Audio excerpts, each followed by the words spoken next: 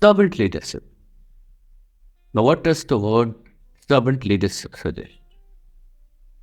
Just by listening to the word servant leadership, many people might feel that how can a leader be a servant? Leader is someone whose word would be the last word in any organization or in community. How can a leader be equivalent to a servant? A servant is someone who is considered to be the bottom pyramid of any class, any organization, right? How can a leader be a servant? That's where the power is. That's where the leadership is. Now, servant leadership does not mean that the leader should be subservient, the leader should be a servant. Servant leadership means leadership which focuses on people. That is, a man or a woman thinks about the people he or she is working with. Now, to show the contrast between a servant leadership and a traditional leadership is someone with whom we are more acquainted with. Traditional leaders behave like bosses. They like to do micromanagement. They like to control. At times, they may also be aggressive. They don't hesitate to ridicule at times. So what happens in the traditional leadership is lack of trust. People are scared to express their opinion. There is no experimentation in an organization or in any group. People are scared to experiment. People are scared to fail. So in traditional leadership, there is a certain path where the leader would like to take the team to. There are no changes. There are no challenges. If at all there are challenges, they're overcome by individuals. They're overcome by strong people who dictate what to do and what not to do. Democratic thoughts, taking people's opinion into account, may not be food for thought. Exactly opposite traditional leadership is what we are discussing today, servant leadership. Now let me give an example of servant leadership so that we'll be more acquainted with what kind of people I'm talking about. There are many examples. Prominent among them is Mahatma Gandhi, Mother Teresa. These are people who have become leaders and legends in their field, not by striking awe, striking fear among the companions they walked with. What they have done, they have served the people. They had the heart to understand the hearts of the people whom they have worked with. They've taken the entire community together for a purpose, for a greater goal, to serve the mankind, to serve the humanity. Mahatma Gandhi was an attorney. He was from a well-to-do family. But when he reached South Africa, he had to face racism. He was thrown out from a train just because he was a colored person. He was a brown individual, known as coolie at that time. The train was meant to be for the white Europeans. Mahatma Gandhi had the riches to travel there. He had booked a ticket, but still he was driven out, thrown out from the train. And he was not alone in this suffering. This kind of behavior was shown to everyone who had an ethnic different race, who had a colored complexion. Mahatma Gandhi felt for the people around him. He felt for himself. He understood the feeling, what he has gone through, what people around him are going through. He stayed there. He stayed 20 years in South Africa, struggled along with the people. And he was successful in bringing out amendments in various laws which were discriminatory. So that's what servant leadership is all about. Mother Teresa also did the same. She served the people. She never cared about her health. At times, there are people who are suffering with leprosy. And in India, people will not touch those kind of people. Mother Teresa never cared about the disease. Because for her, the greater goal, the greater purpose for life was serving humanity. And she did the same. And because of her, there are people around which developed the same passion to help people. There were many nuns, there were many people who joined her. A community was developed. That's what leadership is all about.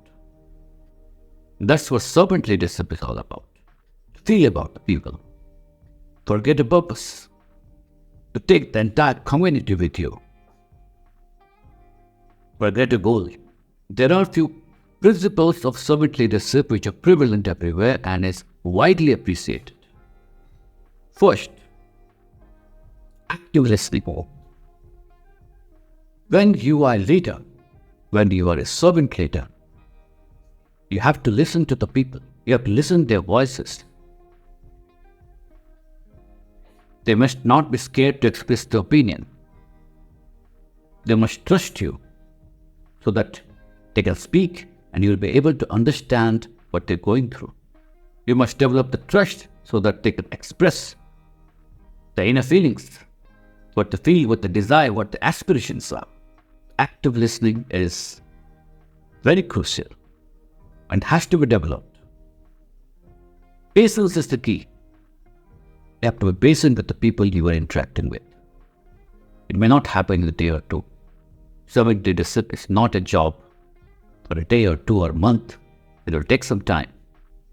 But when it is developed, it will bring about radical changes. It will bring about a purposeful life.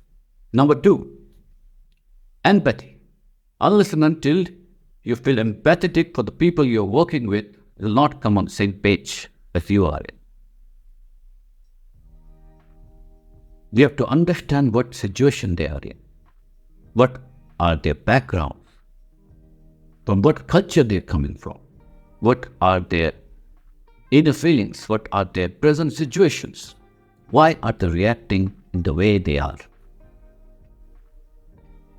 Unless and until you be empathetic to them, they will not relate to your purposeful life. Unless and until you give value to what they aspire for, what their feelings are, they may not come on the same page. Therefore, it's very important to be an empathetic person. Third, focus on developing others. People will trust you when they are absolutely sure that you care for them. When you think about their aspirations, you think about their growth. Everyone have aspiration to grow forward. They have aspiration to grow in life. We have to value that aspiration. We have to understand them, we have to talk with them, to understand what they think about, what they desire, what they aspire for. Unless and until they grow themselves, they will not be able to make a change for a greater goal. Number 4 is emotional intelligence. You have to understand their feelings. You have to touch their heart. When you show the emotional connection, when they trust you, remember, it's not that easy to develop trust. It takes time. When people trust you, it has to be some emotion attached to it. Persuasion skills. These points are connected. You can persuade people for a greater goal, for a greater outcome, only and only when you are listening to them. Only and only when you are empathetic to them, when you are emotional to their requirements, when you are emotional to their situation, when you are emotional to their present conditions, when you are emotional to their background. When you do this thing, you will be able to persuade the people around you. They will understand the merit of the cause. They will understand why they're doing something what they're asked to do. That connection can be developed. Once that is developed, it will not be a difficult task to persuade people for a cause. Big picture. It's always important to have a bird's eye view for the goal that you're working for.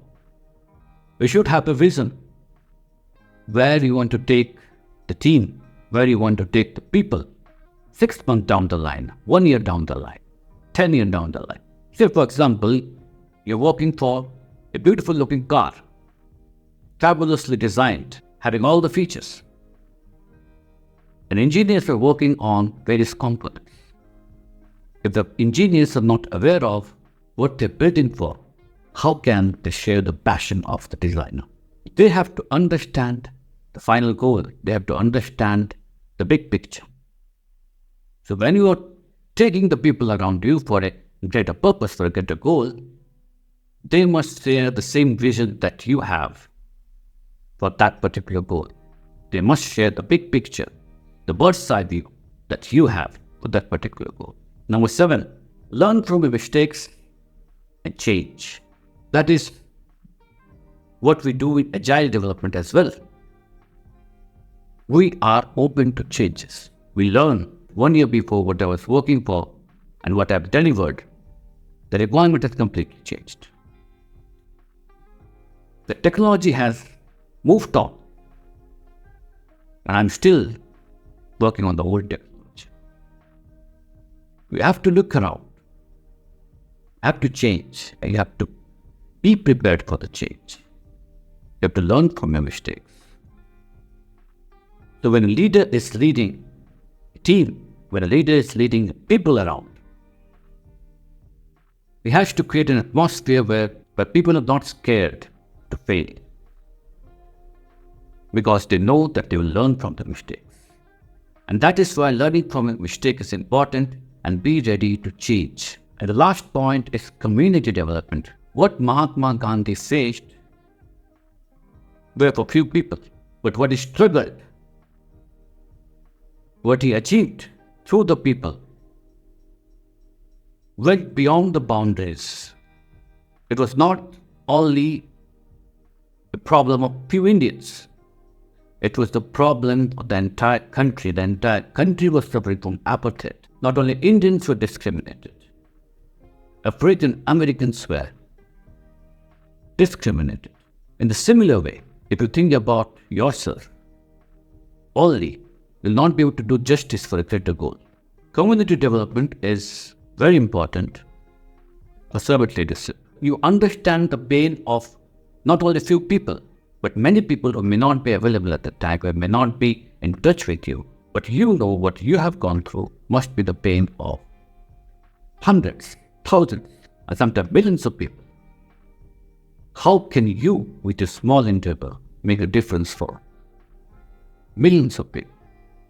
That's what Mahatma Gandhi did. That's what Mother Teresa did. And that's what makes servant leadership beyond any form of leadership style. It's not about few groups, few projects, few team members. It's beyond that. It's developing an entire community around you. That makes servant leadership so wonderful. So that's about few details about servant leadership. I would like you to comment on this, and please share your encounter with any leader whom you consider the servant leader, true servant leader. Please put your comments. Thanks for joining.